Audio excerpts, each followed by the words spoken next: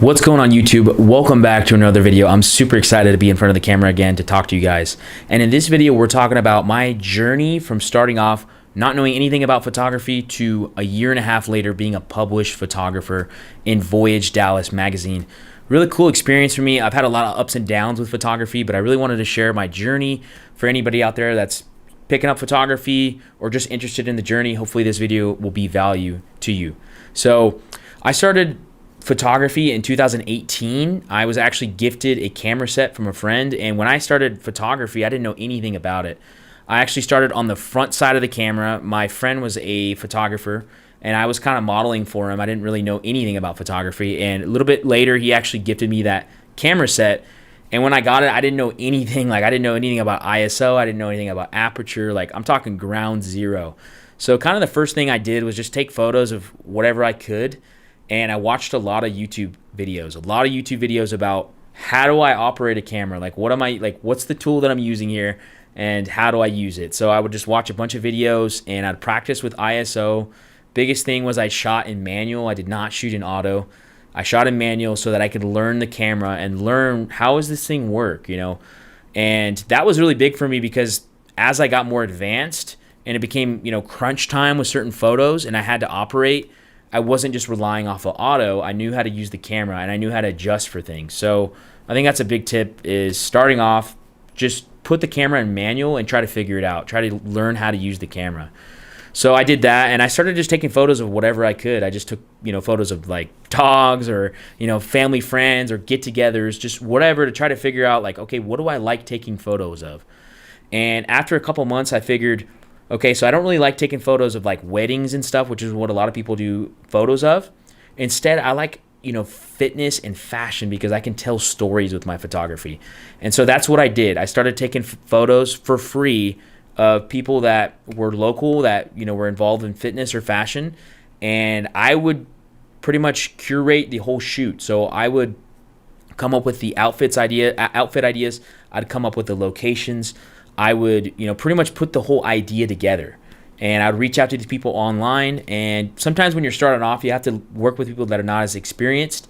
And if you don't have any experience as well, it's okay because you can both learn together. And as you get more experience, you can work with more experienced clientele. But I started off just, reaching out to models and just acquiring photos to put in my portfolio. That was the biggest thing to me, was just growing my portfolio every day, growing my portfolio. And I would do all my shoots for free. I do paid stuff on the side. If people ask me, definitely I take photos and get paid. But I just tried to do as many photos as I could for free to acquire more photos and grow my portfolio. That was the main concern. So I would grow my portfolio and I'd learn with every shoot what worked and what didn't work.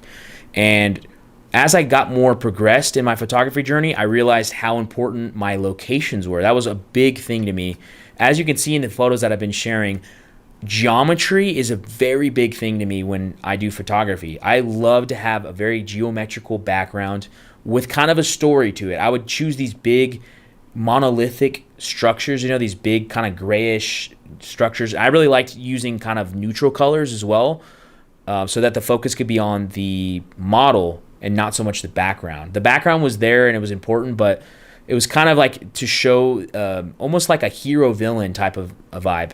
I would choose these kind of monolithic, darker backgrounds that were kind of neutral colors and big with, geometrical shapes. And I would literally, like, to me, it was so fun because I would just take the model, I would use the lines, and I'd put the model right in the middle of the line so that it was like a perfect geometrical photo, that it was the model was like the central focus of everything, and that geometrical lines were meant to point to the model, like that this is the focus.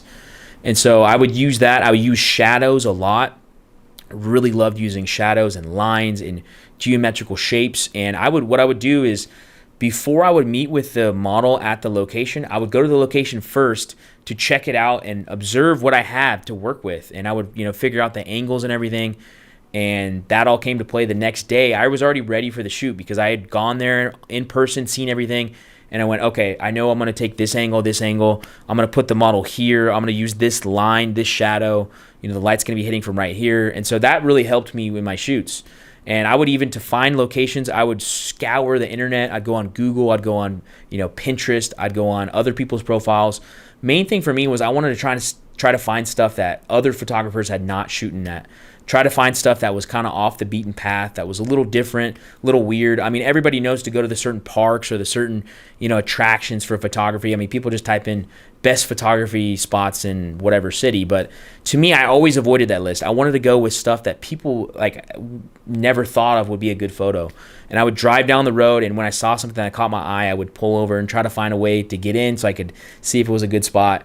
And that was kind of my process, scouting locations. And also, too, when I was shooting, everybody always says, oh, shoot at golden hour, shoot at sunset. That's the best time. You don't want to shoot in harsh light.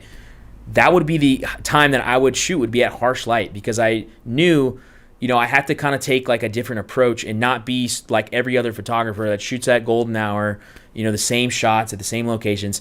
I wanted to be a little bit abstract and kind of strong in my approach. And so I would shoot I'd shoot all the time in harsh lighting. I would kind of put myself in those tough situations. And yeah, not every shoot went really well. Some of it was kind of hard because it is more difficult to work with in a, perfect soft lighting like a sunset or something.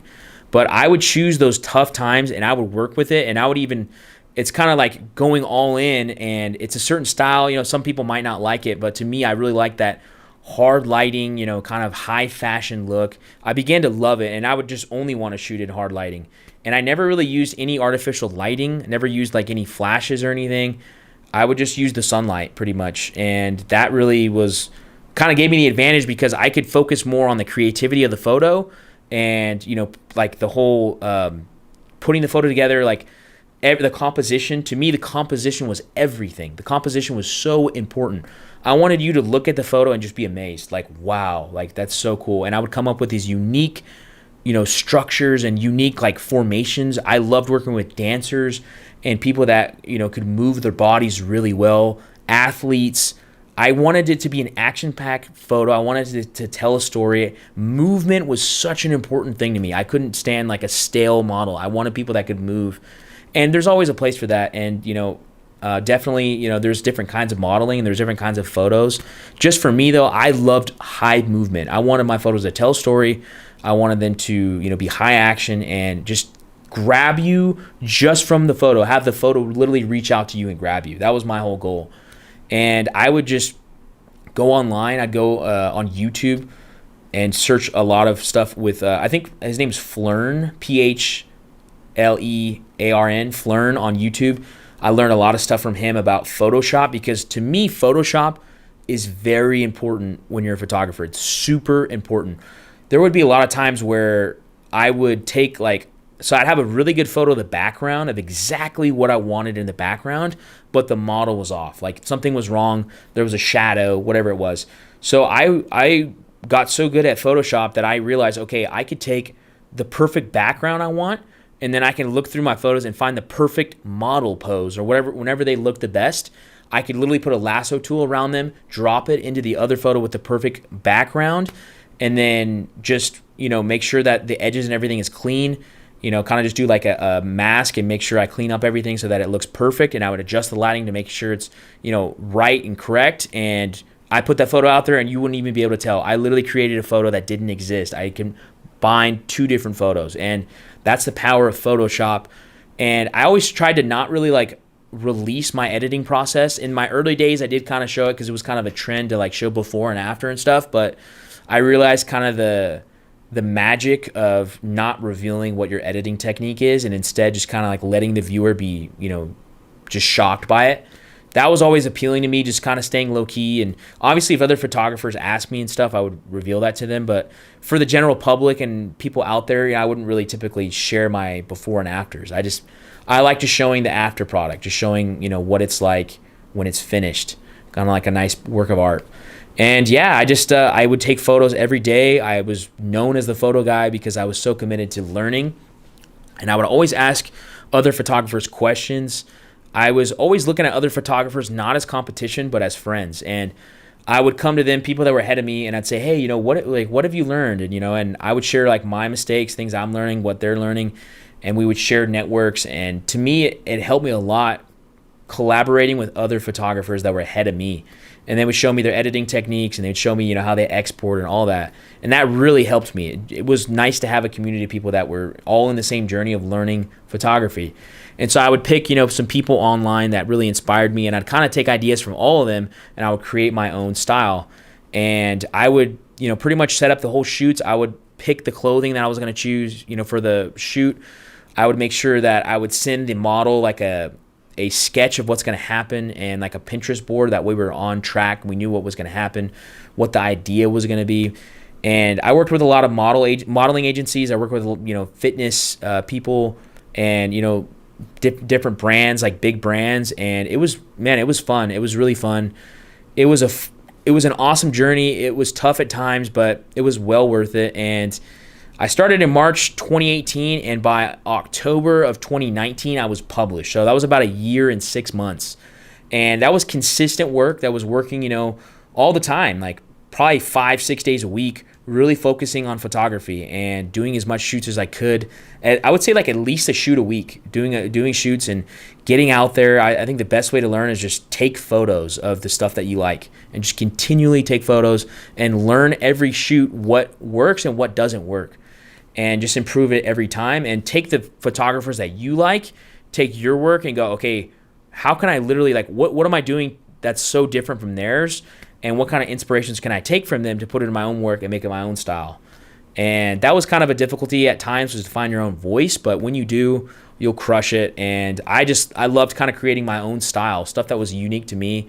I didn't really see any other photographers doing the kind of stuff that I was doing. I was doing abstract stuff, and I just learned to love it. And it was a fun journey, and I'm still learning every day, and learning, you know, the photography eye still even to this day. And I just wanted to share this video to hopefully inspire you if you're, you know, trying photography or you're interested in it. Hopefully this video will kind of give you some encouragement. If it did, give it a thumbs up, subscribe to the channel. I'm really appreciative that you're watching this, and I'm just thankful to kind of share my journey with you guys. But thank you so much for watching. We'll see you in the next one. Take care, guys.